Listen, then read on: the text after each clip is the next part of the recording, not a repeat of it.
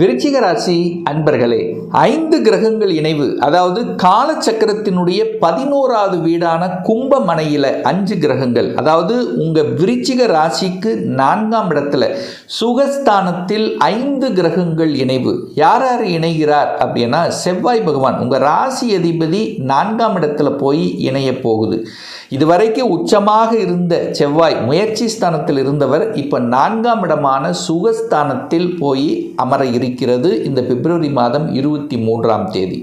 அதே போல சூரிய பகவான் 10க்குரியவன் தொழில் ஸ்தானத்தின் அதிபதியான சூரியன் போய் 4ஆம் இடமான சுகஸ்தானத்தில், சுக்கிர பகவான் 7க்குரியவன் திருமணஸ்தானத்தின் அதிபதி 4ல் போய் அமர்ந்து திக்பலத்தோட வலிமையை உட்கார்ந்துற போகுது. அப்போ கேந்திர ஸ்தானத்தில் அங்கே ராகுவும் இருக்க போகிறார். புதன் லாபாதிபதி 8ஆம் அதிபதி.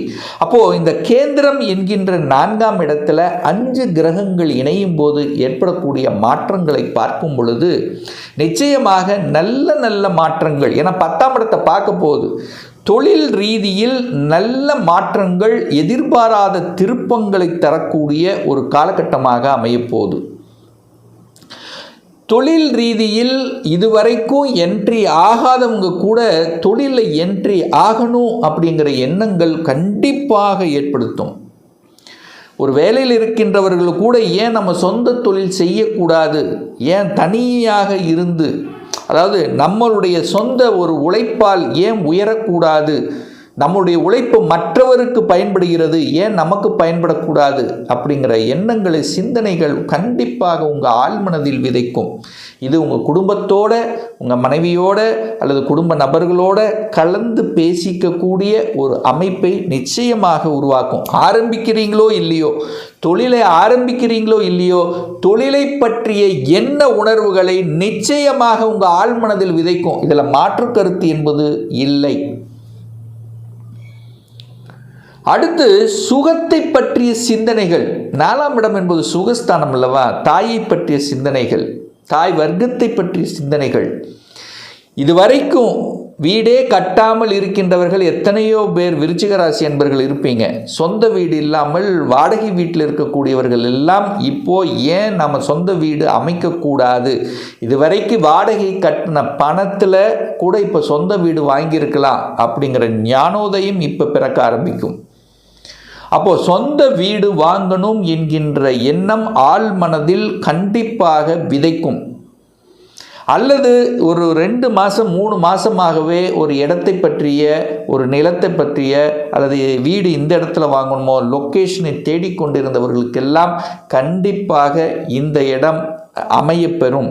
இந்த இடத்துல தான் நம்ம இருக்க போகிறோம், இந்த இடத்துல தான் நம்ம வாழ்க்கை பயணம் ஆரம்பிக்க போகுது. ஸோ இப்படி எல்லாமே ஒரு தீர்க்கமான முடிவு எடுக்கக்கூடிய சூழ்நிலை, சந்தர்ப்பங்களை இந்த காலகட்டம் விருச்சிகத்துக்கு நிச்சயமாக ஏற்படுத்தும். அப்போது வீடு, வண்டி, வாகனம், அசையும் அசையா சொத்துக்கள், காலி இடங்கள் வாங்குறது, அல்லது வீட்டுக்கு தேவையான பொருள்களை வாங்கி மகிழ்வது, அல்லது ஏற்கனவே எனக்கு வீடு இருக்குது அப்படின்னா கூட வீட்டை ஆல்ட்ரு பண்ணுறது, அல்லது வீட்டை கட்டி வாடகைக்கு விட்டால் அதன் மூலமாக நமக்கு வருமானம் வரும் என்கின்ற எண்ண உணர்வை சிந்திக்க வைப்பது. ஸோ இதெல்லாமே இந்த காலகட்டத்தில் தான் விருச்சிக ராசி என்பவர்களுக்கு தோன்றும். சார், பணத்தில் ஏதாவது குறைவு வந்துருமா? நிச்சயமாக இல்லை. பணம் சார்ந்த விஷயத்தில் நற்பலனை கொடுக்க காத்து கொண்டிருக்கிறது.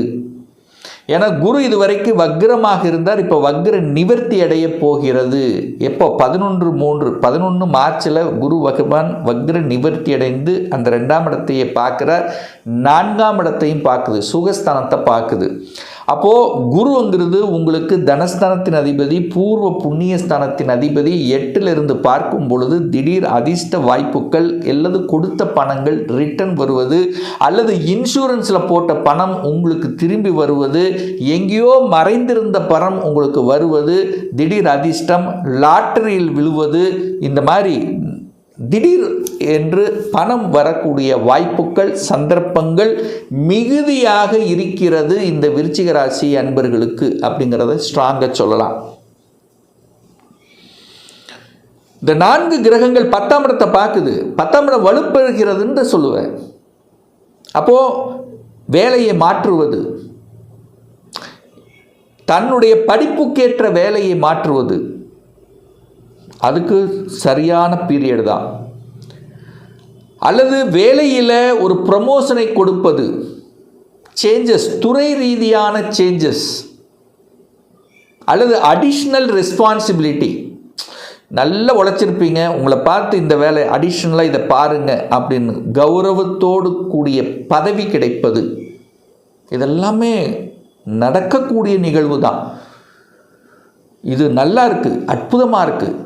சூரியன் தன் வீட்டை தானே பார்த்து வலுப்படுத்துகிறது. 10ஆம் இடத்தை வலுப்படுத்துது, 4ஆம் இடத்திலிருந்து 10ஆம் இடத்தை பார்க்குது. அப்போ அரசு காரியங்கள், அரசு எக்ஸாம் எழுதுவது, அரசு துறை ரீதியில் புதிய ஒப்பந்தங்கள் கொடுப்பது, அப்போ அரசு சார்ந்த, அட்மினிஸ்ட்ரேஷன் சார்ந்த, மின்சாரம் சார்ந்த, ஒளி தன்மை சார்ந்த, தகப்பன் சார்ந்த விஷயங்கள், இதெல்லாமே பாசிட்டிவ் வைப்ரேஷன் தான் உங்களுக்கு கொடுக்க போகுது, நெகட்டிவ் இல்லை. இந்த விருச்சிகராசி என்பவர்கள் அரசியலில் நாட்டம் ஏற்படுத்தும். ஏன்னா சூரியன் 10ஆம் இடத்தை பார்க்குறார். அரசியலில் பதவி கிடைக்கும். இது வரைக்கும் பதவி இல்லாதவங்க ஒரு பொறுப்பு கொடுப்பாங்க.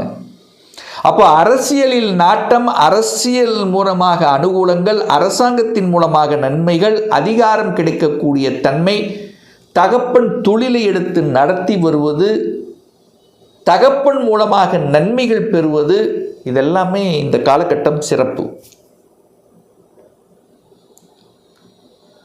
8ஆம் அதிபதி, அட்டமாதிபதியாக இருக்கக்கூடியவன் 4ஆம் இடத்தில் இருக்கார். அப்போது இந்த வண்டி வாகனத்தில் வித்தை காமிக்கக்கூடாது. இதை மட்டும் கொஞ்சம், ஏன்னா 8ஆம் அதிபதி 4ல் இருக்கும்போது 8 4 கனெக்ட் ஆகுதா. அப்போ வண்டி வாகனத்தில் வித்தை காண்பிப்பது, இரவு நேர பயணங்களில் கொஞ்சம் தடை பண்ணுவது, போகாமல் இருப்பது, இதெல்லாமே கொஞ்சம் பார்த்துக்கிறது விருச்சிகத்துக்கு நன்மை பயக்கும். ஏன்னா இங்கே ராகு வேற உட்கார்ந்துருக்கு. பிரம்மாண்டமான ஆசையை காமித்து எதையாவது ஒன்று செய்யக்கூடிய தன்மைங்கிறது இருக்குது. ஏன்னா சுக்கிரனோட ராகு இணையுது. சுக்கிரன் வாகனத்துக்கு காரகன். ராகுங்கிறது ஏதாவது ஒரு பிரச்சனை கொடுக்கும். அப்போ சுக்கிரன் ராகு சேர்ந்தா அப்போ 8ஆம் அதிபதி எங்க கூட இருக்கா. அப்போது கண்டிப்பாக அங்கே 12ஆம் அதிபதியும் அங்கே இருக்கா, சுக்கிரன் இருக்கா. அப்போ 4 8 12 கனெக்ட் ஆகுதா. அப்போ கண்டிப்பாக அந்த வண்டி வாகனங்களில் வித்தை காண்பிக்கக்கூடாதுங்கிறத ஞாபகத்தில் வச்சுக்கோங்க.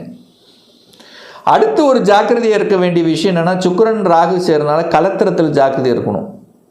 கணவன் மனைவி உங்களுக்குள்ள பிரச்சனை கொடுப்பது, ஈகோ கிளாஸ் கொடுக்கறது, இல்லை உங்கள் குடும்ப விஷயத்தில் மற்றவர்கள் குறுக்க வருவது, நீங்கள் மற்ற குடும்ப விஷயத்தில் போகிறது, இது கண்டிப்பாக கூடவே கூடாது விருச்சிகத்துக்கு. இது ஞாபகத்தில் வச்சுக்கோங்க.